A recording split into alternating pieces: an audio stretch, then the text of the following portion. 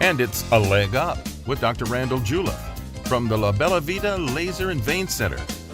The podcast about how you can keep your legs healthy and strong so you can put your dancing shoes on. I'm Spud McConnell here with you and Dr. Randall Juleff, so let's get right to it.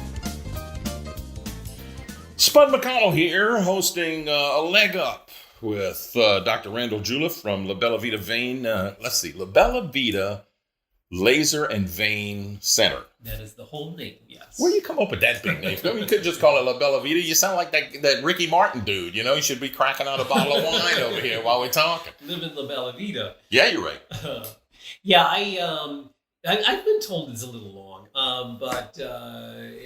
So there's a couple of different ways to go when you pick a name. It's are you going to go geographic, or are you going to go your name, or are you going to go like creative? And I tried to get creative. Maybe it was a little too creative. Well, it's happy though. Yeah, it is. Yeah. La Bella Vita is Italian. It means the beautiful life. Yeah. So. Yeah. Well, I've seen some of the pictures of some of the legs that you've dolled up, and I'm going, they weren't bad before. They look good now, though. I'm gonna tell you why. Yeah. The biggest thing, okay, when I first met you was this venous insufficiency, which is a term that you use a lot, and I'm assuming that it's one of the, if not the biggest thing, it's certainly one of the biggest things that you do here. Exactly what is venous insufficiency? And we'll start from there, and we'll go through symptoms, and we'll go through treatments and all of that, and what happens if you don't treat it. What is venous insufficiency, and does it occur just in the legs? Venous insufficiency basically just is a fancy term that means the veins aren't working the way they should. And yeah, you're right. Probably 95% of what we treat here has to do, in one way or another, with venous insufficiency. We do a little bit of work that is purely cosmetic. In spider veins. Yeah, we're gonna get into them on another one because I got a lot of questions about that. So, but that's not a lot of what we do. Most of what we do is venous insufficiency, and that's a real medical problem. A lot of people will come in and they've got varicose veins and all sorts of problems.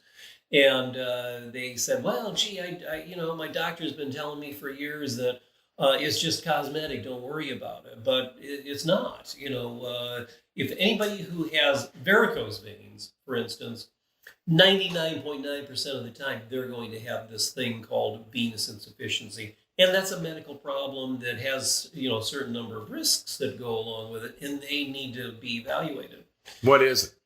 So what is venous insufficiency? Yeah, no, I mean, I kind of know what it is. From what I understand, your veins just aren't getting the volume of blood back up to the heart like they should. Right. And we spoke a little bit about it in your pilot episode. Yeah. Moving your leg, moving the muscles actually do it, not the heart.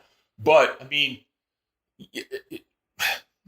I really want to wait till another episode to talk about varicose veins and spider veins. But How would you know, other than those big bulging veins, that you have venous insufficiency? What should I be looking for to say there's something wrong with me? Yeah. And that's one of the hurdles that we have a hard time getting over all the time. And that's why I try to do as many, educational things like this, so that people know, because often people don't know that they have venous insufficiency and the symptoms that come along with it. And they have to rely on, seeing our ads in the paper or hearing the, ad on the radio or whatever. And then they say, especially if it's an ad that has pictures, Yeah. And they see a leg that looks terrible and they say, oh man, my leg looks like that, So then they come in and they say, hey, is this venous insufficiency? And, most of the time we say, yes, it is. But, venous insufficiency, means the veins aren't working the way they. Veins are the blood vessels that carry blood back to the heart. So when veins start to fail in their function, the blood, rather than moving upward toward the heart, it actually starts to move downward, starts to gravitate, to the lower part of the leg. Mm-hmm. And then the blood hangs out too long in the lower part of the leg. A lot of people will say, gee, I have leaky valves. And I could edit that right out. You want to get a drink of water? I can edit all that I out. had a tickle and I was trying. I know. That's why I've been sitting there drinking my coffee too. Okay. What was the last thing I said? You were talking about the veins at how the veins are not bringing it back up to the top. So when veins start to fail in their function, the blood, rather than continually moving upward, now starts to settle downward in the leg, mainly because of gravitational pull. Mm-hmm. And that blood hanging out in the lower leg too long is then what causes the symptoms. And usually I relate it to a dam. If you have a dam, it's not like the blood is leaking outside of the vein. The blood is staying within the circulatory system, but there's a dam that's interfering with the flow of the river, and so you have this reservoir that builds up, and that reservoir of blood in the leg then creates symptoms. Why do you? God, now when you're saying all this stuff, I have this vision of the Saturday Night Live Theodoric of York and how the barber who would bleed you to make you feel better. I mean, who came up with that one? Is that because people would see like bulging legs or something like that and go, let's let some of the blood out? Or they would just, throw a chicken on the ground whichever way it was facing, that's what they were going to do. Yeah, well, way back, they bled people because they thought they were getting rid of the bad humors. Yeah. So that was one part of it. However, interestingly enough, back also in ancient times, there are writings that have to do with the treatment of varicose veins back then 2,000 years ago. Mm-hmm. And one of the things that they tried was bleeding the vein, incising the vein and letting the blood leak out. Well, they found out pretty quickly that that was not a remedy. Yeah. And the veins persisted. But so that's what happens. The blood in the venous system in the leg spends too much time in the lower leg before it slowly makes its way back up. Now, what are the symptoms that causes? Well, when people have varicose veins or even spider veins, where spider veins can be a part of all of this, but when they have superficial veins, it's easy for them to identify that as a vein problem. Now, usually they think that the varicose vein is the problem. They don't know about the root problem being these bigger veins that are deeper in the leg where the valves are failing. We can't see them, yeah. But so that's easy. Everybody knows varicose vein. I have a vein problem, but there's so many other symptoms that might arise, and many patients don't even have varicose veins. They have just these other symptoms. So the three most common are achiness, heaviness, and fatigue. So if people... I got all of that. Yeah. So and a lot of people will come in and say, my legs have been tired for years, Yeah. And or my whole body is tired. Can you help me there? Well, but that's just it too. These symptoms can be symptoms of so many other things. I mean, sure. How far down the list before people actually go, well, have you tried venous insufficiency? Go see Randall Juleff, see what he's got to say. Yeah. I mean, how many people have come to you and you're like the 6th or 7th or 8th doctor that they're trying to figure out, diagnose them correctly? It happens not uncommonly, definitely. Because people just don't know. One of the so achy, heavy, fatigue, those are three very, very common symptoms. We've talked about swelling. Yeah. Swelling is an extremely common symptom, and probably most of the time, if a person has swelling in the lower extremities and they don't have other medical problems, they don't have bad heart disease or lung disease or whatever, then it is most likely venous insufficiency. Brownish discoloration of the lower leg. A lot of people feel like, oh, well, that's due to diabetes, and that's just it. But most of the time, the discoloration in the lower leg that you see in people, and I see it every day of the week walking around, stores or whatever.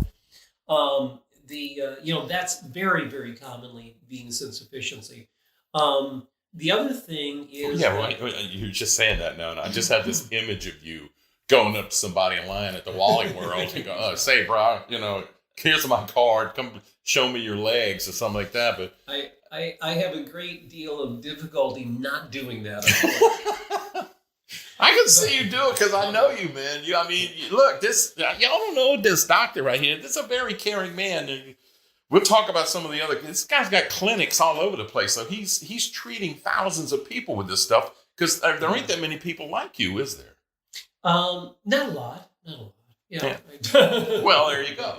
But that's just it. It's like, I can very easily see you going, "Well, I think there's something wrong with your legs. Here's my card. Come see me." Yeah. Well, I should do more of that, but I don't want to embarrass people. But in any case, swelling and discoloration. And then as it goes on even longer, the discoloration can turn into kind of a thickened skin, and the skin starts to get abnormal, feeling and looking. Mm-hmm. And one of the things is people can develop a rashy kind of reaction.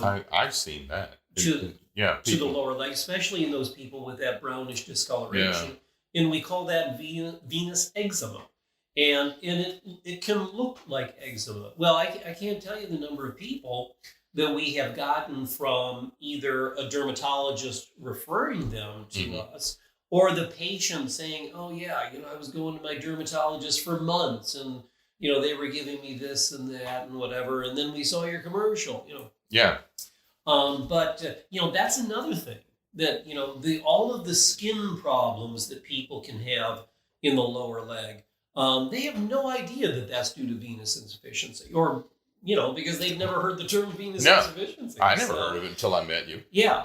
So again, that's why I love to talk about this stuff in these kind of situations, to try to educate people, because they're suffering unnecessarily. I can't tell you just with respect to the first three symptoms: achy, heavy, and fatigue. Invariably people come in and they say, "Oh, well, I thought I was just getting old." But it's not necessarily just that. Age does contribute, but even if you're old, sometimes or often we can make your legs feel much better. But okay, so those three symptoms, let's go into treatment. All right, if somebody's come over here and you put your ultrasound coolie thing on them, which is incredibly cool, as I was saying before, they run it up and down the side of your leg, but it's like you're looking down. You can look into the veins themselves and the arteries themselves, like going down the leg, and yet this ultrasound wand is running up and down the side of your leg. So y'all could be making all this stuff up. I don't know. It's like Mel Blanc is going to do a voice for this kind of thing here pretty soon. Yeah. What are you looking for when you run that thing up and down the leg? And then we'll talk about how do you treat this kind of stuff. So what exactly are you looking for when you run that ultrasound thing up and down somebody's leg? Well, when people develop this problem, like we've talked about, the valve, there are a bunch of little valves in the veins that keep the blood moving in the right direction. Those valves fail, and the blood starts to actually move in the wrong direction. Rather than going up, it goes down. And we can actually see that on the ultrasound. Oh, okay. And that's what we look for. So in the ultrasound, in a number of different ways, is able to show us that. Mechanically, what we're doing is that we're squeezing the leg and making the blood go up as we're watching it in a vein with the ultrasound machine. And then when we let go, then that blood is either going to just stay there. When we squeeze, it goes up. Mm-hmm. When we let go, it's either going to stay there or it's going to fall back down if the valves are not working. And that's part of the insufficiency. And that's the sign that patient has venous insufficiency in that one vein in that area. So that's what we look for, basically. That's what we look for. All right, what do you do? How do you fix that?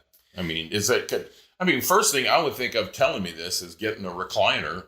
And anytime you're sitting, first off, you need to sit. You need to get up and move around to make the muscles squeeze the blood up, like you told me before. Right. But if you're going to relax, or if you're like when you go to bed, I mean, should you elevate your legs and help the blood gravity flow back to your heart like that? Elevation is, as it turns out, very important. Yes, you're absolutely right. And when we say, you got to elevate your legs, especially in those people with chronic swelling. Yeah. And for whatever reason, many people just don't like to elevate their legs, but it really can be a therapeutic endeavor, especially in people that have, long-standing venous insufficiency and chronic swelling. There's compression, but elevation does a world of good. I was told to wear one of those compression socks things that went all the way up your leg. Right. I'd rather elevate. I found it very uncomfortable, and quite frankly, at the end of the day, my feet were killing me. Yeah. The compression stockings can be uncomfortable for sure, especially the really high ones. Usually, we can get people into more of a knee-high kind of compression stocking, and there's a variety of different styles, and they've got sport socks and all this sort of stuff. So, usually we can find something that most people are going to be happy with. So with respect to treating, how do we treat that? Well, the first question there is, how did we used to treat it? Is this a disease, first of all, or is this we refer to it as venous disease. Okay. Yeah. How was it even discovered before you had this cool ultrasound machine? Before that came around? I mean, since the technology has come by, we've seen a lot of things change. So did venous insufficiency even exist before the ultrasound was able to discover it? Yes. And there you go. So go elevate your feet and get a couple of, squeeze your legs while you're laying down there drinking a Mai Tai or something. That's a good question. And before we had the ultrasound, there were a number of different tests that were kind of complicated and cumbersome. Mm-hmm. But they did in one way or another show that the veins weren't working very well. However, if you wanted to, really visualize and really, nail down what was going on, you had to do a venogram. A venogram is a angiogram kind of thing. Okay. We put a little catheter in a vein down in the lower part of the leg. We squirt dye in there, and then you have to watch it with the X-ray machine. So that becomes a lot more complicated than doing an ultrasound in the office. That's something that you. Well, you can also see a lot more patients now with all this modern equipment. Absolutely. Because when I had it, 10 minutes? Yeah, 10 minutes. Very quick. So, the ultrasound machine has been a tremendous thing for us, but and there are other physical examination kind of signs that you can utilize by elevating the leg and then having the patient stand up and holding compressing certain spots of the veins, that kind of stuff. And again, it's nowhere near as accurate or as definitive as the ultrasound machine. But we knew about it. We've known about it for a long time. Like I mentioned, 2,000 years ago, we were talking about varicose veins and how should they be treated.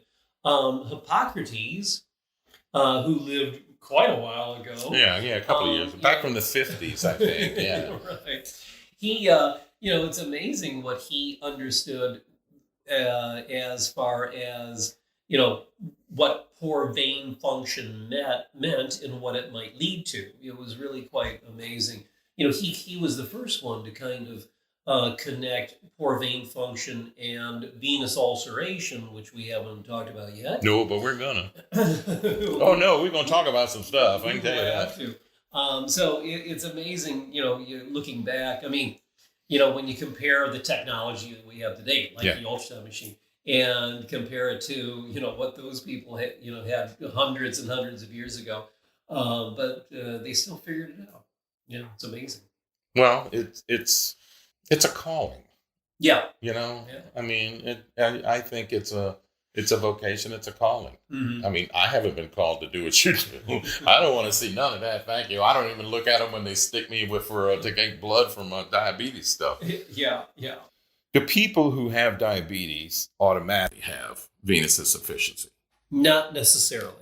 The two are not directly related in any way. Mm-hmm. Do people with diabetes have venous insufficiency? Sure. Are there plenty of people that have venous insufficiency but don't have diabetes? Oh yeah, a lot of them. So the two aren't directly related, but sometimes the symptoms can be similar and confused. Which is, again, why you were so surprised that my veins weren't so crappy, because I have every symptom, period, to say I have venous insufficiency. But I have, I have my feet are numb. Yeah. Now I'm stuck on the word. I use neuropathy. I want to say necropathy, but it's like, no, that's my toenails. No, I'm curing that though. I'm seeing this nice little doctor is fixing my feet. I got all these issues just because I didn't take good enough care for myself when I was younger. And my mother had diabetes. My father had hyperglycemia. I knew one of them was coming. Yeah. If I'd have backed off at around 40 instead of living the high life, I might not be in the boat that I'm in now. But I think I was susceptible to get it one way or t'other. When it hit me like a train. Genetics, it means a lot for sure in most disease processes. And actually, in venous insufficiency, probably genetics is the most important feature with respect to your risk for venous insufficiency. So, neither of your parents probably had vein problems. You got me. Yeah. I don't know. They're going. Yeah, right. I do have. I inherited this from my father, which is called familial tremens. My hands shake. You ought to see my brother trying to light his cigar. If you could fix that with an ultrasound, I'd be here every day getting shot. But next time we're going to talk about, though, again.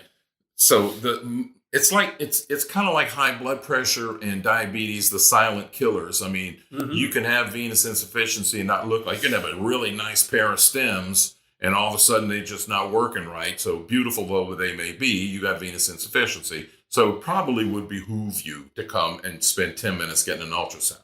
Right.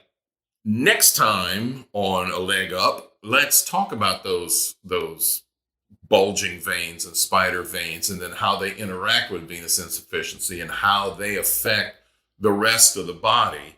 Because, everything is kind of interactive.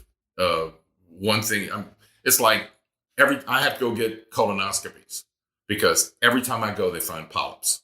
Not every polyp turns into cancer, but every cancer starts as a polyp. Right. I am a polyp factory. My brother, none. Right.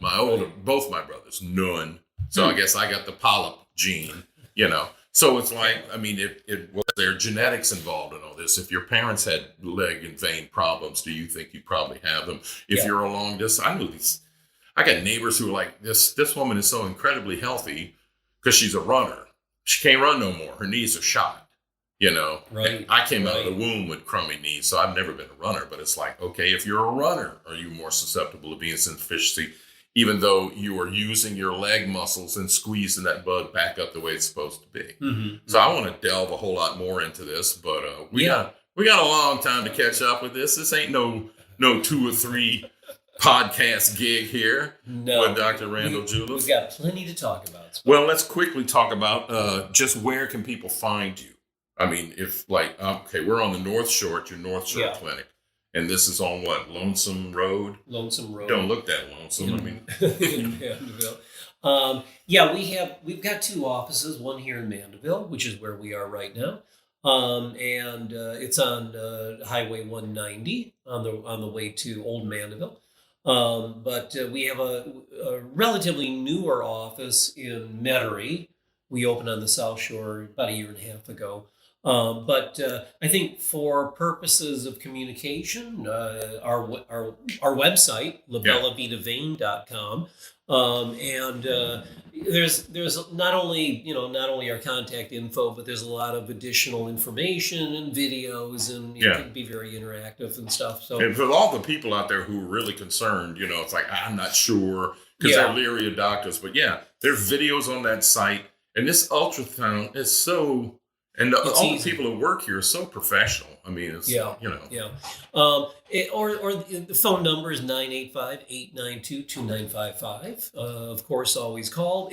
But if you're not sure, don't hesitate to come in and see us if you're not sure about whether you have it or not, because we hear that all the time. Mm-hmm. We say, people will come in and say, well, gee, I don't know if I'm being too vain, Oh, no, Excuse tell me me. they don't really say that. Oh, no. Tell me it ain't so. Or am I being too reactive or whatever? But if you're not sure, come in. We can so easily figure it all out. Again, do an ultrasound. We talk to you for a while, and it's pretty quick and easy and painless. That's the biggest thing. It painless, complete. I sat on the edge of a bed. I brought gym shorts, just because I'm a gentleman. But the guy was a guy who did my legs. But yeah, I just wore a pair of gym shorts under my pants. Yeah. Dropped trowel there. I mean, my gym shorts, and they ran. Yeah. And it wasn't. I mean, literally 6, 7 minutes, 8 minutes at the most. And I was watching the screen the whole time they did it. It's like it was fascinating. Right. So yeah, we try to point things out to people and make it a little interesting for sure. yeah. All right. Well, there's episode 2 of A Leg Up with Dr. Randall Juleff here at La Bella Vita Laser and Vein Center. Right. I'm going to have to start writing that down. Man. Your business card's about 1.5 feet long. We'll see you again in 2 weeks with much more interesting conversation. Thanks for joining us here. Make sure you tune in next time for more information about how you can keep your legs happy and healthy here on A Leg Up with Dr. Randall Juleff from La Bella Vita Laser and Vein Center. See you next time.